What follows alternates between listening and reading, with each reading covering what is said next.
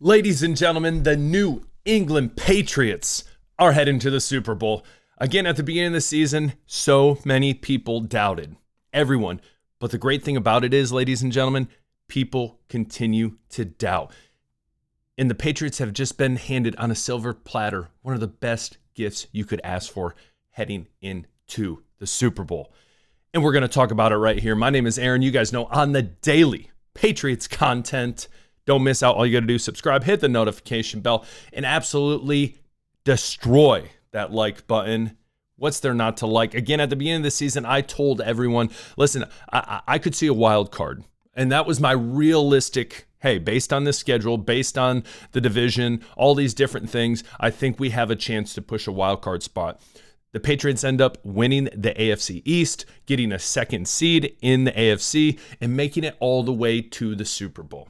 But again, the haters continue to hate. So on this episode today, the big gift that we got to talk about as well, we have to jump into the game because a lot of people have a lot of opinions on a lot of different things. I said a lot there, but we got to jump into that as well. So that's going to be towards the end of the episode, but let's jump in first and foremost. Matt Stafford, you might be thinking, why are we talking about this guy? Well, let me just say this. Let me paint the narrative, because for the next 2 weeks, all you are going to hear for the most part about the Patriots is this. They shouldn't be here. They had a Mickey Mouse schedule, but this, but that. That is going to be the continuous narrative the next 2 weeks. Guaranteed. The amount of texts I got yesterday when they won was congrats, but if the Patriots or if the Broncos were 100%, but if Nico Collins was there, but if the Chargers had an offensive line, but this, but that. It does not matter.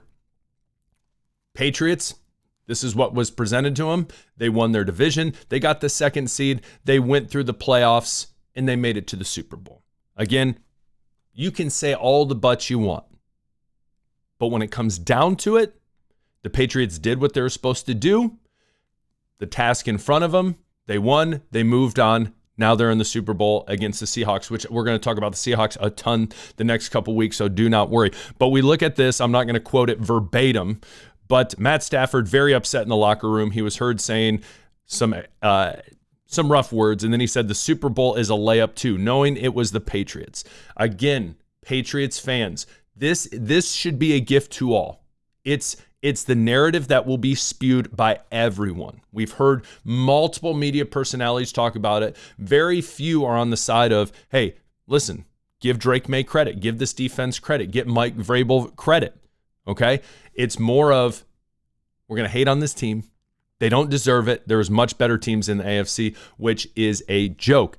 And that makes me jump to Gonzo, our boy Gonzo, with the game-winning interception, which was beautiful. He had this to say. He said, it's been 2 weeks in a row. They talked about the Texans defense. Then this week, it was about the Broncos defense. We got that chip on our shoulder. I've talked about that time and time again. It's great if you want to count us out. Continue to count out the New England Patriots. That is all I have to say. For these next 2 weeks, that is what you're going to hear from ESPN, from all the other sports media. That is what they're going to say. They're going to say, look at this Seahawks team. They have a top 6 defense. Their offense is clicking. Jackson Smith and Jigba, the best wide receiver in the NFL this past year. Sam Darnold, the huge comeback story with his time in the Vikings. Now with the Seahawks, a lot of people thought he was going to fall off going to the Seahawks. No, he hasn't. And Kenneth Walker exploding off in the playoffs. This is the narrative you are going to hear, and it's going to be less about the Patriots and their crazy success. And it's going to be more of, they kind of stumbled upon this. That's what you're going to hear a ton of. So again, hunker down, believe in this team, and understand this will fuel the fire. Gonzo saying it. You're going to hear other people say it. Bring it on, baby. Bring it on. So what do you think? Comment below. Would love to hear from you. And I want to throw this out there as well. The Patriots are the first team in NFL history to beat 3 top 5 total defenses in the playoffs. Chargers number 5, Texans number 1, Broncos number 2. And again, we talked about this, I think, earlier this week before my Bronco pal was on. But if they make the Super Bowl and they play the Seahawks are the 6th overall defense in the NFL. So again, Unreal run. Unreal run. So comment below, what are your thoughts? And again, tough day for the scheduled narrative. A lot of people are taking this Bronco game out of context because they're saying, well, look, it was 10-7. Their offense didn't do anything. Yeah, the Broncos did have a great defense. I will concede that for sure. But then we have to understand the weather as a factor. Once that weather came in, it was abysmal. It was rough for both sides, whether it was kicking field goals. And Sean Payton even came out and said, hey, listen, on that 4th and 1, I should have went for the field goal. I should have. And he didn't. And again, people are discrediting the defense of the New England Patriots. Not only the offense, but also the defense. So again, they're going to be spewing this narrative. Don't believe the hogwash. Don't believe the garbage. Believe in the Patriots, baby. So comment below. Tell me what you think. Now, as we jump into this game, a lot of people are going to say, Drake May, not a great game. They're going to say, running attack wasn't ideal. This is one thing I want to say, is people that start to spew that narrative as well, you need to understand this. At the end of the day, what is the one stat that matters? You talk to any of these guys, you talk to Drake May, what is the stat? It's not the QBR. It's not his touchdown interception ratio, which obviously he wants to throw more touchdowns than interceptions, duh.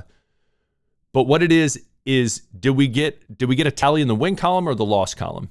And obviously this week, this game, AFC Championship game in Denver, Patriots got a tally in the win column. That is the most important stat. Tough teams win.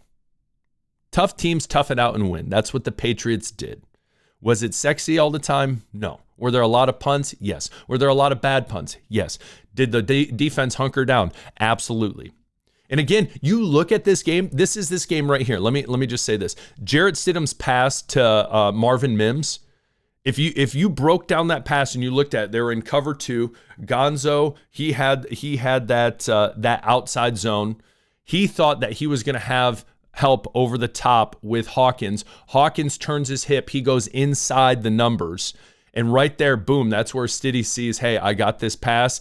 Christian Gonzalez realizes, oh, shoot, I don't have help over top. And that's the big play. Besides that, and then obviously the touchdown, like RJ Harvey, as I told you, not really a factor. After that drive, let's be honest with ourselves. How much of this offense was a factor because the Patriots were able to shut them down? You look at, and a lot of people are going to say, once again, well, look at this. The amount of opportunities the Broncos had to go and win the game, and they could not. The amount of opportunities the Broncos had to go win this game, and they could not. Punt, missed field goal, punt. It was rough. It was rough, and they couldn't get the job done, especially in the fourth quarter. Their longest drive was 17 yards, and then obviously they have to throw it. This was a running battle. Once it started coming down, everyone kind of knew what was going to happen, and I want to get into that in a second because the beauty of that from the Patriots that I was talking to my buddies about when we were watching the game, and I wish I would have went live because I would have said it too, but it turned into a running battle, and the Broncos had to throw. Interception, game over, bada boom, bada bing. So again, we can't take away from the defense of the Patriots, but again, a lot of people will try to. That's what they're going to do because that's what everyone wants to do and jump on that narrative. But anyways, I want to jump into Josh McDaniels' play calls, as well time management by Vrabel because it was beautiful at the end. They drained as much time off as possible. As you look at these last drives, is multiple times, almost 3 minutes. Obviously not ideal with this because they start calling timeouts, but they're just draining time. But on that naked bootleg, I formation by Drake May, I formation, they were baiting that the whole time. Drake May understood that. So apparently it was improvised, the final play of the game, to do the naked bootleg. It was supposed to be a handoff to Stevenson, obviously we know, which they spelled his name wrong. But May decided to go with it. Let me say this. I continued to say when they got into I formation, they were going to bait. In my mind, it was going to be the play action. I continued to say that. When it came to that play, I said to my buddies, Stevenson's not getting the ball. I thought it was going to be a play action pass. But obviously Drake May knew he had the legs on the outside to the field, was able to, outrun the Broncos defense, get the first down, win the game. That takes guts. That takes balls. Pardon what I got to say. I know I usually try to be 100% appropriate, but it takes a lot. It takes a lot. So you got to give this team credit. You love to see it. You love to see it. There's grit in going all the way back to getting rid of Mayo, bringing in Vrabel. The culture has shifted. They bring in players who have believed in that. And one other thing I want to bring up before we go is this. Before the flea flicker, if you watched Mac Hollins and he was like dancing in the huddle and doing all the Mac Hollins stuff, it was almost like, I feel like he's getting the ball. And then sure enough, he got the ball. Beautiful first down, beautiful play. It was awesome to watch. It was awesome to watch. I'm glad they did it earlier than later, because later it would have been probably a disaster with that weather. But you love to see it. Mac Hollins, again, a factor in this game. But this week, I want to tell you this. So comment below, tell me your thoughts on the game. In all reality, a lot of Broncos 2 fans are going to be upset about that fumble. Ponder should have had a touchdown there. That's why you don't blow the play dead. And the refs, time and time again, they're frustrating. But beside my point, they scored. So we're good. Drake May rushing touchdown. I said, hey, Drake May would get a touchdown, but I also said I believe Stevenson and Booty would score. But hey, at least I got one right. But this week, the next 2 weeks, we're going to be talking a lot about the Seahawks, a lot about the Patriots. Believe, baby. Believe, ladies and gentlemen. The Patriots fought through all the odds in the Super Bowl, proving people wrong. What do you think? Comment below. Love to hear from you guys. Love you guys. We'll talk later. Hit the sub button if you haven't. Peace.